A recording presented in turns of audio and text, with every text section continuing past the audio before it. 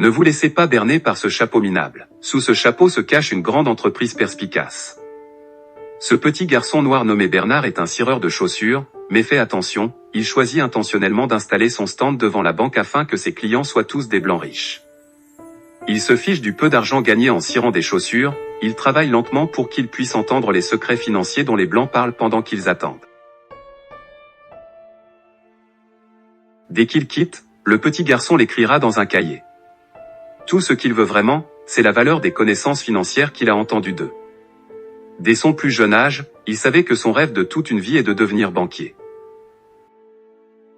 C'est le Texas en 1939, un endroit où les Noirs sont opprimés par de graves discriminations.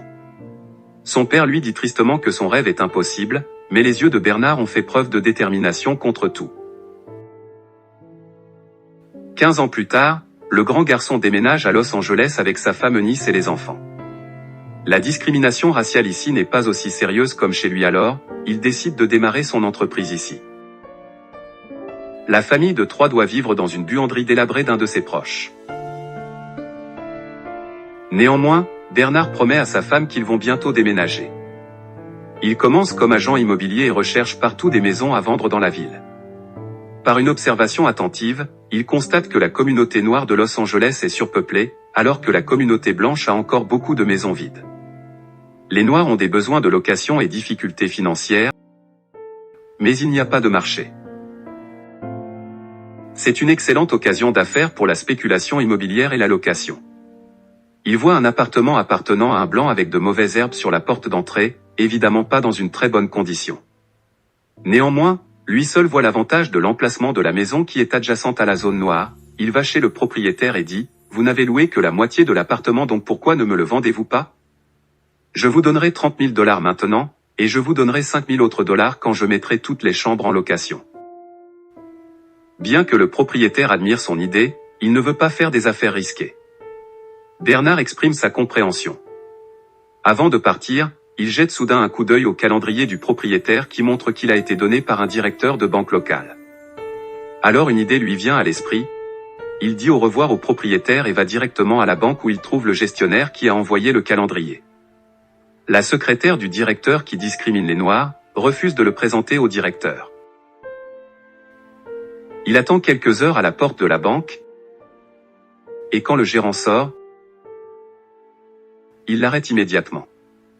Il dit « Je connais un de vos clients VIP, les affaires que je fais lui profiteront et j'espère que vous pourrez approuver un prêt pour moi. » Mais le banquier le rejette sans y penser.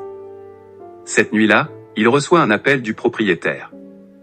Le propriétaire lui demande « As-tu utilisé mon nom pour essayer d'obtenir un prêt ?» Il n'a d'autre choix que de s'excuser. De façon inattendue, le propriétaire ne le blâma pas mais admira sa conviction qu'il n'abandonnera pas jusqu'à ce que son but soit atteint. Le propriétaire décide de garantir le prêt pour lui afin qu'il obtienne le premier prêt bancaire de sa vie pour acheter la propriété. Une vieille dame blanche vient de rentrer du shopping quand elle voit un homme noir à sa porte. « Que fais-tu » demande-t-elle d'une voix sévère. L'homme noir répond calmement « Je rénove l'immeuble ». La vieille dame répond avec une mine foncée « Les travailleurs comme vous doivent faire attention ». Bernard répond « Ne vous inquiétez pas, ceci est mon immeuble et je vais en prendre bien soin. » Sans voix, la vieille dame rentre chez elle en colère et la police arrive peu après. Ils disent à Bernard qu'une vieille dame a appelé la police et lui a ensuite demandé s'il a contredit la dame en prétendant être le propriétaire de l'immeuble. Contre toute attente, Bernard sort une copie du certificat immobilier. Il s'avère qu'il a prévu le problème donc il s'est préparé à l'avance. La police se rend compte que la maison lui appartient vraiment, alors ils partent sans faire de commentaires. Cette nuit-là, Bernard revient à l'immeuble. La vieille dame à la porte le voit et lui dit immédiatement de sortir car ce n'est pas le moment de faire des rénovations. Bernard répondit calmement, « Je ne suis pas un ouvrier de rénovation maintenant, je suis le propriétaire. » La vieille dame est abasourdie et quelques jours plus tard, elle déménage en colère parce qu'elle ne veut pas vivre dans le même immeuble avec des Noirs. Dès que la vieille dame quitta, Bernard loua l'appartement à une dame noire. Bien sûr, le marché des locataires noirs est énorme comme il l'avait prévu. Le bâtiment s'est rapidement rempli et Bernard donne le restant du paiement négocié à l'ancien propriétaire. L'ancien propriétaire admire beaucoup Bernard et propose de démarrer une entreprise avec lui. Bernard choisit les maisons et calcule les revenus, et l'ancien propriétaire négocie les transactions et signe les contrats. Avec lui devant, les Blancs ne sauront pas qu'ils font affaire avec les Noirs et ils se partageront le revenu. Bernard accepte volontiers. La coopération entre les deux se déroule très bien et ils font beaucoup d'argent immédiatement. Bernard déménage également d'un bloc d'appartements à un manoir peu de temps après, offrant une vie heureuse à sa bien-aimée famille.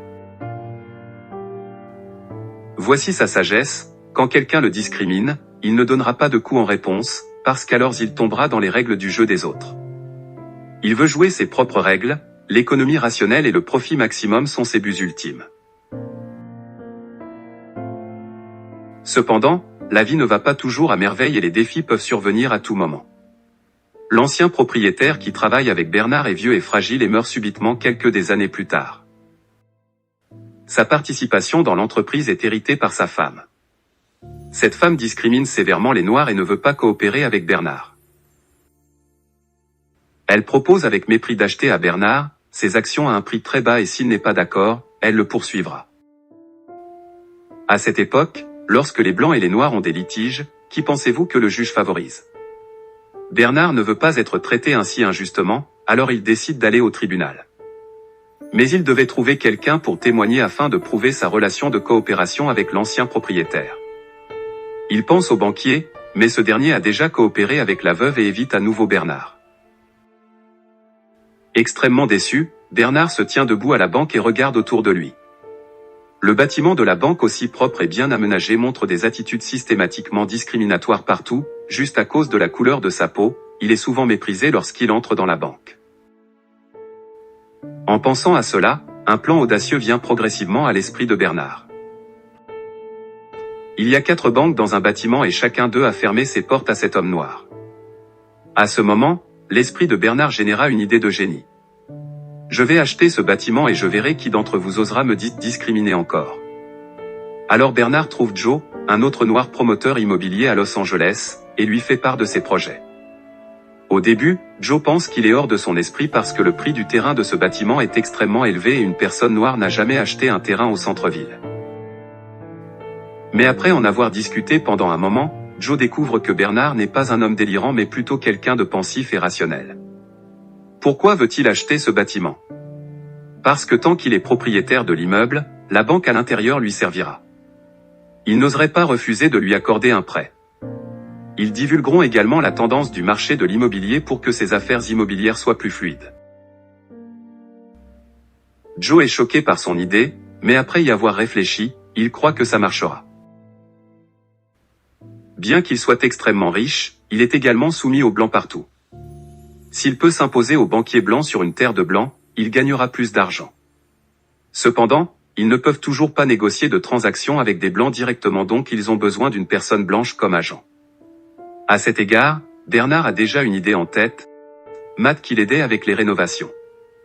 Ce mec est un honnête homme, il est aussi très ambitieux, juste un peu inexpérimenté.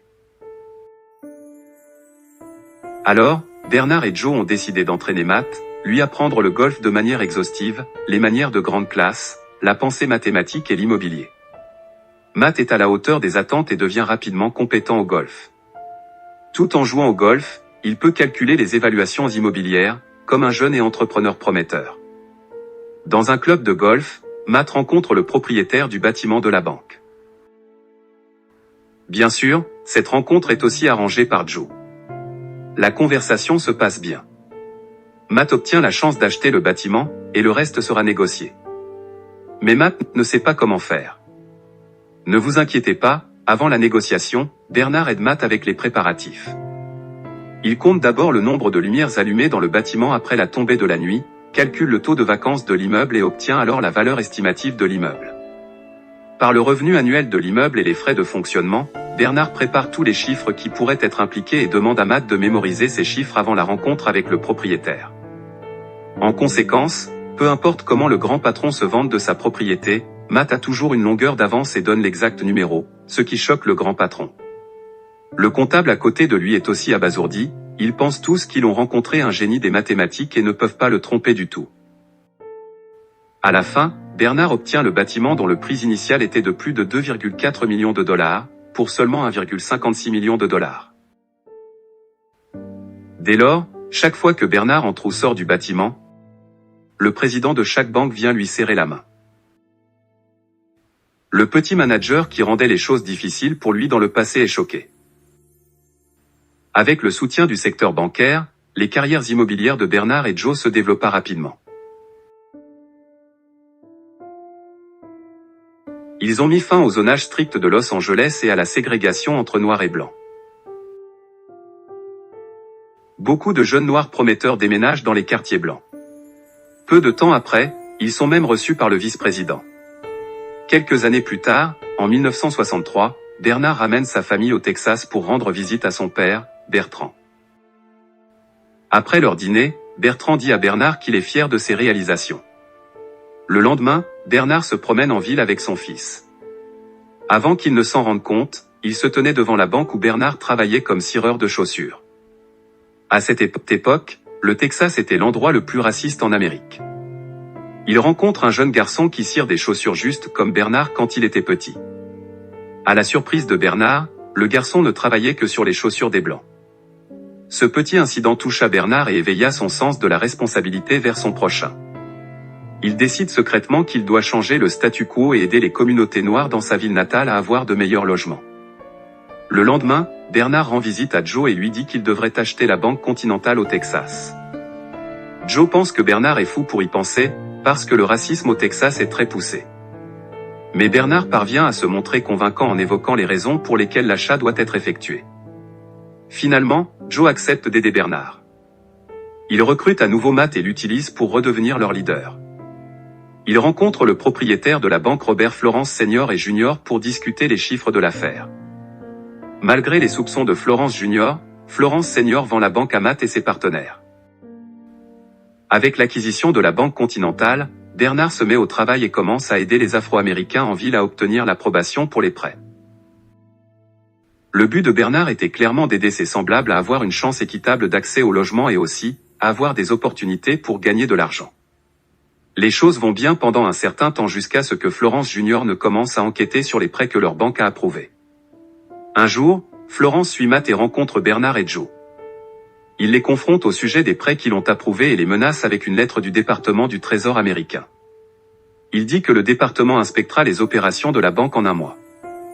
Après que Florence Junior ait quitté, les gars discutèrent de leur prochain mouvement. Pendant ce temps, Matt fait une suggestion. Il leur propose d'acheter une autre banque et de transférer les prêts problématiques de la Banque Continentale à cette banque. Ils ont discuté de l'achat de la banque de Marlon Moore et Bernard dit que le principal problème est de surveiller les opérations de la banque. En réponse, Matt suggère d'être autorisé à diriger la nouvelle banque. Bernard exprime son malaise avec l'idée mais il finit par accepter laisser Eunice, sa femme, garder un œil sur Matt. Finalement, Matt arrive à gérer la banque comme il voulait. Le lendemain, Matt rencontre un avocat et commence à signer des contrats de prêt avec son initiale. Quelque temps plus tard, Matt reçoit un appel de Florence Junior concernant des clients qui veulent retirer tout leur argent de la Banque Continentale. Pour aggraver les choses, un auditeur d'une banque fédérale arrive à Marlin. Afin d'aider Matt, Bernard se force à se déguiser en concierge pour qu'il puisse rester proche pendant la réunion. Malheureusement, ça ne fit aucune différence puisque l'auditeur découvre un problème critique sur plusieurs prêts. Bernard est incrédule que d'absurdes prêts ont été approuvés. Ils finirent par apprendre que c'était Florence Junior qui avait orchestré tout cela. Il s'avère que tout en se précipitant pour gérer la banque, Matt a ignoré les protocoles et a utilisé un avocat que Florence Junior a recommandé. À travers cela, Florence Junior a pu se faufiler dans les prêts problématiques. Quelque temps plus tard, Bernard et Joe disent à Matt que le mouvement le plus rationnel qu'il puisse faire est d'abandonner la banque de Marlin. Ne voulant pas laisser tomber sa banque, Matt fait un déménagement sans prévenir ses partenaires. Joe apprend son déménagement le lendemain et se précipite sur la rive continentale avec Bernard. Il confronte Matt à propos des prêts alors que Florence Junior regarde le spectacle avec un regard fier sur son visage. Bernard dit à Matt d'aller chercher leur livre mais c'est trop tard. Les auditeurs des banques fédérales arrivent sur les lieux et révoquent la licence de la Banque Continentale.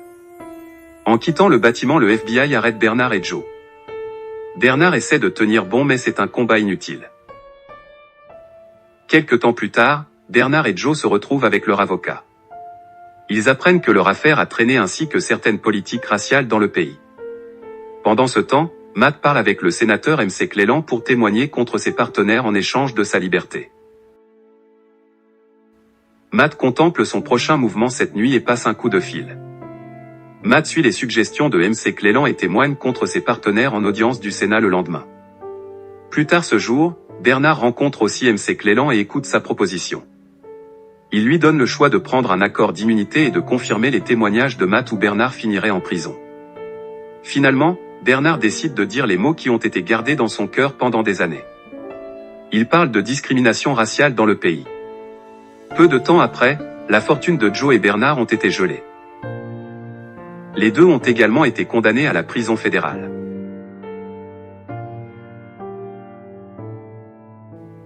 Florence Jr. achète la Banque Continentale pour une petite fraction du prix payé par Bernard et Joe. Pendant ce temps, Matt Steiner n'a jamais été inculpé d'aucun crime.